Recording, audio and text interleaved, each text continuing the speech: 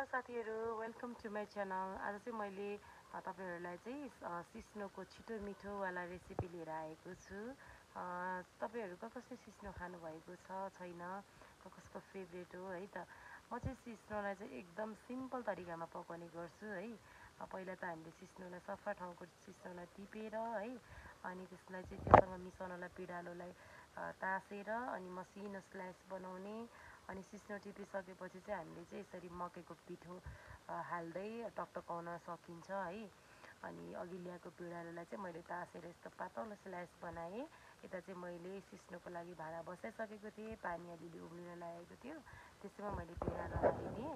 अनि यस्तो मजाले उम्लिन थालेपछि चाहिँ अघि सफा गरेर राखेको सिस्नो चाहिँ मैले हाल्न थालेँ। अनि सिस्नोलाई चाहिँ यसरी सबै हाल्ने है, पानी चाहिँ अलिकति कम नै हाल्नुपर्छ, बढी भयो भने धेरै पातलो हुने हुन्छ।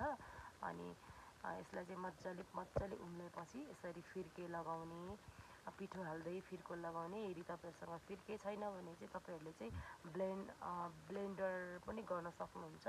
मेरो चाहिँ लगभग सिस्नो चाहिँ 15-20 मिनट जति पाकेपछि यतिको भएको थियो। अब यसमा चाहिँ तपाईँहरूले स्वादअनुसार नुन, अनि त्यस पछाडि हाम्रो लसुनको पेस्ट होइन, अनि त्यसमा तपाईँहरूलाई पिरो मनपर्छ भने हरियो खोर्सानीहरू कुटेर पनि त्यसको पेस्ट पनि मिक्स गर्न सक्नुहुन्छ।